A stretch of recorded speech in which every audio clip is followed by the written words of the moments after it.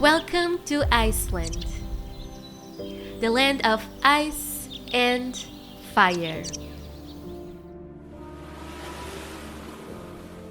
This is the story of a ring road adventure captured through a simple iPhone, raw and unplanned. Just a Portuguese couple, one camper van, 10 days, and endless roads and dreams. The first thing we did as soon as we arrived was to pick up our camper van. To be honest, it was more like a van with a bed inside, but we didn't care. Our route didn't need a 4x4, so we went for a cheaper van option. We were just so happy because after months of dreaming, the adventure was finally real. See the full trip cost breakdown at the end of the video. The funny thing about Iceland, one moment you are in a crazy fog, the next minute you have sunshine on your face. Yeah, Iceland's weather is wild. One minute it's cloudy, the next it's bright sun. So lesson number 1, if you don't like the weather you're having, just wait 5 minutes cause it will change. After picking up our camper van, we went straight to the Blue Lagoon, obviously.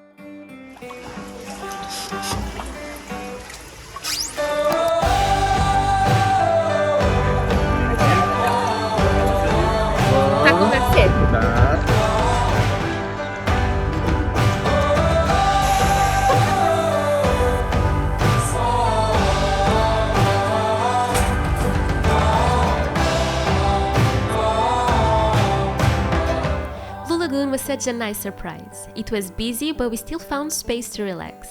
The water was dreamy milky blue, just like you imagine. The silica mask was fun, the smoothie tasty, and the changing rooms were spotless. To be honest, it wasn't the highlight of our trip, but it's definitely something everyone should try at least once. Later that night we drove to Faxi campsite, except we couldn't actually find the campsite itself, so we just parked in the paid parking lot outside. It turned out perfect, right in front of Faxi waterfall.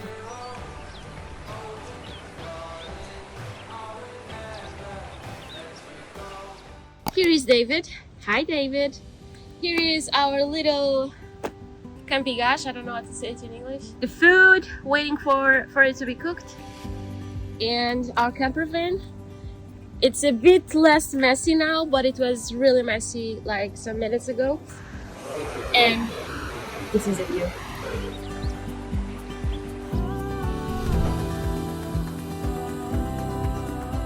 Started day 2 exploring the Golden Circle. Our first stop was Breathahorn, a small but stunning waterfall. From the parking lot it's about a 5-minute walk. You just follow the signs and suddenly you find the brightest blue water I have ever seen. Almost unreal. Next was Geyser, the original geyser that gave all geysers their name. Shoots water into the air every few minutes. Honestly, it was a bit underwhelming for us. Fun to tick off, but if you are short on time, you can skip it. Then came Gullfoss, the famous golden waterfall. Yes, it was crowded with tour buses, but the power of that waterfall still made us feel incredibly small. Totally worth it. After that we stopped at Carrot Crater, a volcanic crater lake with red rock and bright blue water. Parking is free, but you pay around €4.50 to enter. Quick note, most sites we visit in Iceland had parking fees of about €5 each. And then came the waterfall I had been dreaming about for months. You can actually walk behind this waterfall, which makes it so unique. The weather was bad, but that turned into a blessing. Almost no one was there.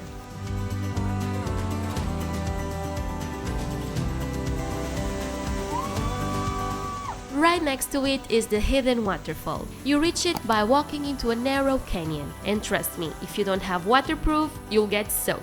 I had them and I still got soaked. At first I thought it wouldn't be anything special compared to his big sister, but I was so wrong. It felt like stepping into a secret world and became one of our favorites. By the end of the day we were soaked to the bone. We had planned to sleep at Skogafoss campsite, right in front of the waterfall, but the facilities were terrible, so we booked a hotel instead. Hot showers, a warm bed, and we could even wash and dry our clothes. Best decision ever. Rainy day, but it's okay. In Iceland they say there's no bad weather, only bad equipment. And I can see that most of you have waterproof. We started the morning with a glacier hike, I was a bit nervous at first because it was raining, the ice was slippery, and I didn't know what to expect. We had to put spikes on our boots, which I thought was really fun because I had never tried that before.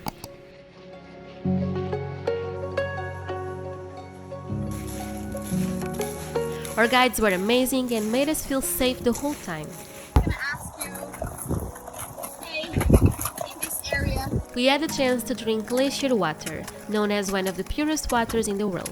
It tastes super clean and fresh, but because it has been frozen for thousands of years, it actually has almost no minerals or nutrients.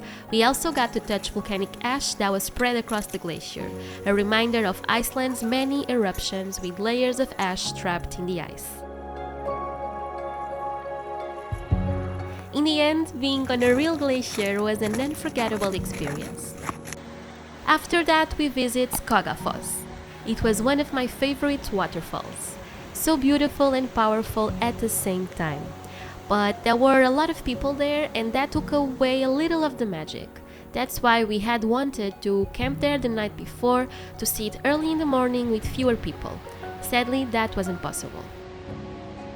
Not far from there, we found a big field of lupins in bloom, endless purple flowers that made the landscape even more magical.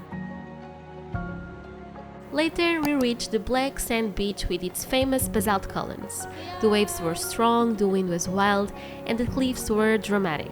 It felt like another world, a landscape so different from anything we had seen in Iceland so far. To end the day, we went horse riding on the beach in Vik.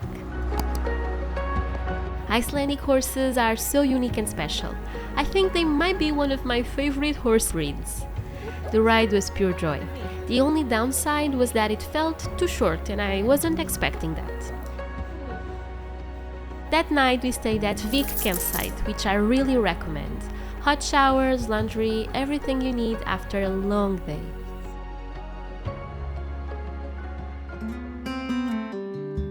It was day 4 of our trip, and that morning we woke up surrounded by fields of lupins.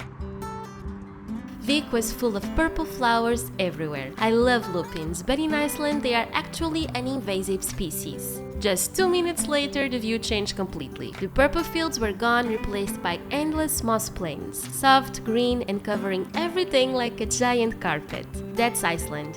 One moment flowers, the next a whole new world. Our first stop was the famous canyon that once appeared in a Justin Bieber music video. Because of that, it was closed for a while as mass tourism started damaging the area. Luckily, when we went, it was open again.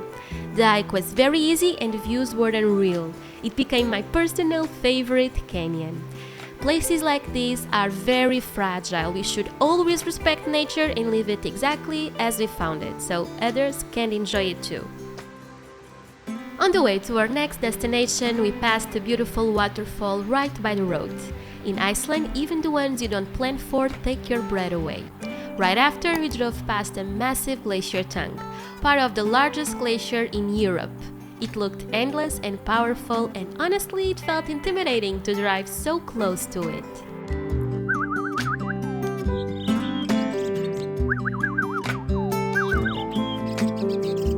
Later, we hiked up to Svartifoss, which means black waterfall. In Icelandic, every name that ends with foss means it's a waterfall. This hike is about 5 kilometers round trip and not as easy as a canyon. It has some very steep parts along the way, but when we finally arrived, it was incredible. Surrounded by tall basalt columns formed by cooling lava, it looked like nature's own cathedral. The hike wasn't easy, but it was completely worth it.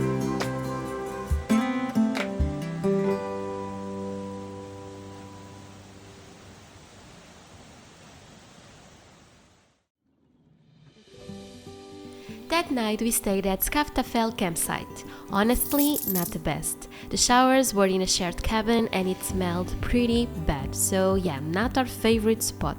But in the end it was still worth it because we made some friends there and that made the experience special. I'm still trying to get over the fact that Melkor was sleeping at Mount Doom. That was so funny.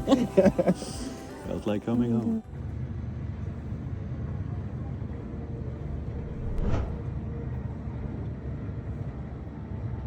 We started the day with an amphibian boat tour on the Glacier Lagoon. The lagoon was created by melted water from the largest glacier in Europe. Huge chunks of ice break off the glacier, float around the lagoon, and slowly move towards the ocean. Sailing between the icebergs was unreal. Nature at its purest. Very nice. And us, just two tiny humans in the middle of it. After the tour, we walked to the Diamond Beach. It's only 5 minutes from the lagoon's parking lot, so no need to move the car. The lagoon and the beach are connected. Icebergs drift to the ocean and some are even pushed back to the black sand. That's why people call it the Diamond Beach, although that's not its real name.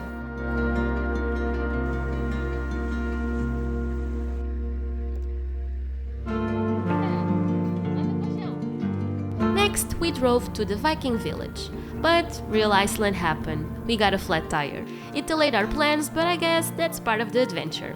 When it was finally fixed, the weather had changed. Heavy rain, grey skies, and then in the middle of nowhere, we saw a guy with a bicycle like it was nothing. Only in Iceland. That night we stayed at the Viking village campsite. For dinner we had toast and hot tomato soup. Simple, but after a day like this, it felt like heaven. And of course, we also tried the waffles at the Viking cafe. The next morning, we explored the Viking Village film set. It was built in 2010 for a movie that was never filmed. Now you can walk around the little turf houses and wooden structures. It really feels like stepping into another time. After that, we went to the Vestrahorn mountains. To get there, we did a 5-kilometer trail which we found on the All Trails app. This was honestly one of my favorite places in all of Iceland. Just next to it, we reach the beach. Black sand, crashing waves, and the giant mountains in the background. It felt like a scene straight out of a movie.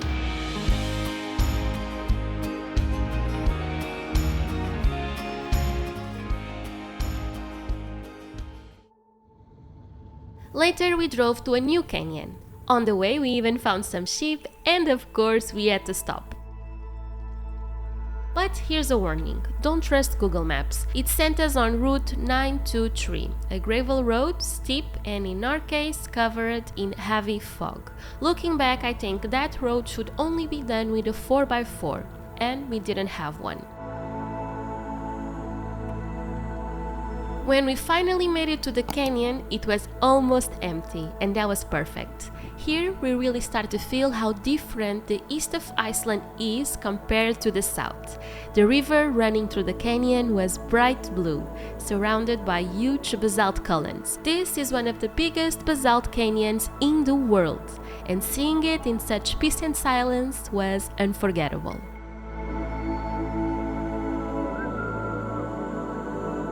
That night we stayed at the campsite right next to the canyon, and honestly it was one of the best campsites we found on the whole trip.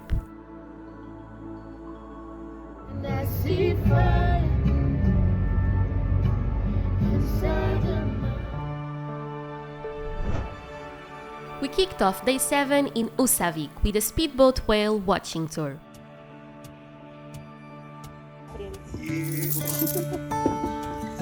Your guide. I'm also a biologist, so if you have any questions, you can also make them. Before heading out to see the whales, we stopped at a puffin island, home to hundreds of puffins, the famous clowns of the sea. They are small, funny, and absolutely adorable with their colorful beaks.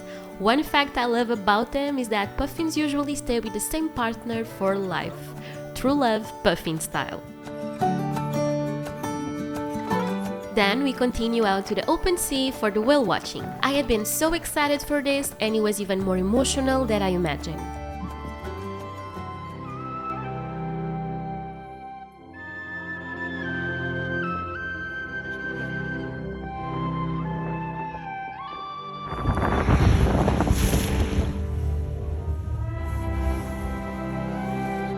Seeing these giant creatures of God, I honestly have no words to describe the feeling. It was the first time I ever saw humpback whales, and it became one of the best moments of my life. In Iceland you can see whales almost all year, but the best time is from April to October.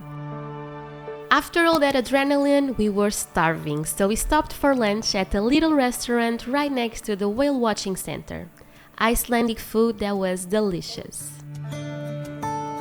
To slow down, we went to Geosea hot springs, just a few minutes away. This place is special because instead of normal hot spring water, the pools are filled with naturally heated seawater, and the infinity edge looks right out to the Arctic Ocean. Later, under the midnight sun, we kept exploring. First, Godafoss, which means waterfall of the gods. Legend says that when Iceland converted to Christianity, the old god statues were thrown into this waterfall, and that's how it got its name.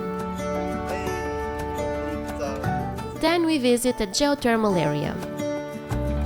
Boiling mud, steaming vents, sulfur smells everywhere.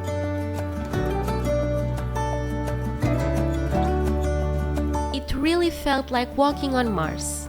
Iceland is like no other planet.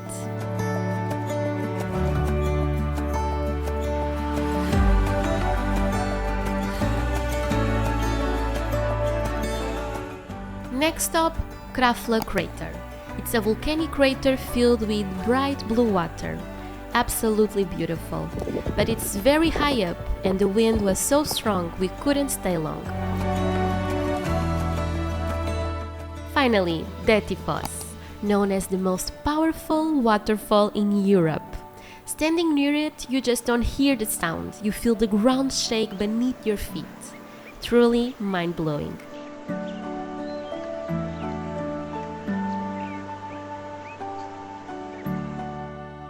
We reached our campsite at 5 in the morning. Exhausted but happy, and it turned out to be the best campsite of the whole trip. It had everything: clean bathrooms, a kitchen, and even a heated pool with horses in the stable right next door. It felt like a little paradise after such a long day. By day 8, the driving was really starting to get to us. It was one of those long driving days, and honestly, if I could redo the itinerary, I would make this day lighter. Our first stop was a lava formation in the sea shaped like a rhino. A lot of people love it, but for us it wasn't really worth the long detour. Then we continued towards one of Iceland's most famous mountains. We stopped at a gas station and had some hot dogs. Quick and the perfect road trip food while in Iceland. The drive itself was surreal, some of the most beautiful views we had seen so far. And as the sun began to set, everything turned golden.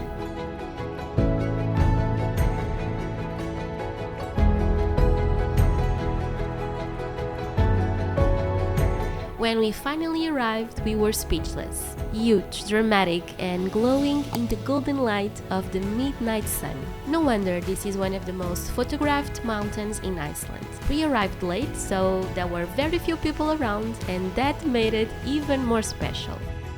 To end the day, we drove to Tunga beach, hoping to see some seals. Sadly, none showed up. I was so tired at this point that I didn't even film much. That night we stopped at a random campsite, completely unplanned. We just wanted to sleep because it was already so late, and the next morning a big adventure was waiting for us. On the way there we even saw 2 Arctic foxes running across the fields, just for a moment, but very, very special. Day 9 was one of the most unforgettable. In the morning we went to Thingvellir National Park, a UNESCO World Heritage Site. It's where the North American and Eurasian tectonic plates meet, and we actually went snorkeling right between them at Silfra Fissure. I'll be honest, at first I was terrified. I was so nervous I couldn't even film properly. I don't like deep waters, and the idea of floating where I couldn't touch the ground really scared me. But as soon as I got in, I felt safe. The dry suit worked perfectly. I was floating with no effort. The water was crystal clear. Silfra is one of the purest waters in the whole world. You can see up to 100 meters. It felt magical, like swimming in another universe. And those dry suits, incredible. At the end, we weren't even wet, and they kept us warm the whole time, even though the water was close to 0 Celsius degree. After the dive, we were exhausted but so happy, so we went to Sky Lagoon to relax, just outside Reykjavik. For us, this was the best hot spring of the whole trip. The infinity pool looks out over the ocean, and we tried the 7-step ritual. From cold plunge to sauna, mist, exfoliation and steam rooms. We loved every piece of it and came out completely relaxed. It was the perfect way to finish such an intense adventure day.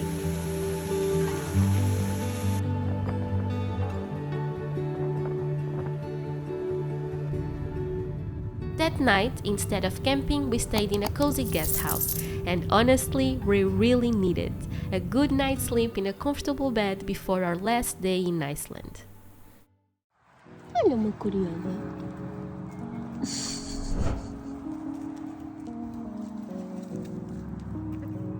We woke up in our cozy guest house with the cutest neighbors outside. Chickens walking around the garden. It was a funny and sweet start of our last day. Then we drove into Reykjavik. We didn't have much time, so we just focused on the highlights. Our first stop was the famous church. Its design was inspired by Iceland's basalt columns, just like the ones you see on the black sand beach. When we went inside, a choir was singing, and it made the whole place feel magical. After that, we treated ourselves to one last Icelandic meal, and honestly, it was one of the best meals of our lives. We started with tender lamb,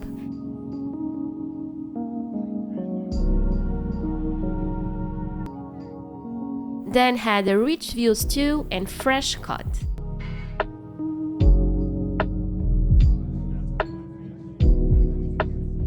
And finished with an amazing dessert. We paired it with Icelandic water, the purest and best water I have ever tasted. With full hearts and full stomachs, we took one last walk through the city streets, before saying goodbye to our camper van and heading to the airport. As promised, here's the full cost breakdown of our 10 days in Iceland. For food, both groceries and restaurants, we spent about 600 euros. On gas, around 400 euros. Flights from Denmark to Iceland and back were 384 euros. Our camper van with the best insurance cost us 959 euros. Campsites and other stays were about 350 euros. And activities, since we wanted to do as many as possible, ended up being 1,600 euros. That brings the grand total to 4,443 euros. Iceland is not a cheap trip, especially if you plan to do a lot of activities. But for us, it was worth every single cent. This trip was truly unforgettable. We left Iceland already dreaming of coming back to see more. But most of all, we left with Iceland close to our hearts and with memories that will stay with us forever.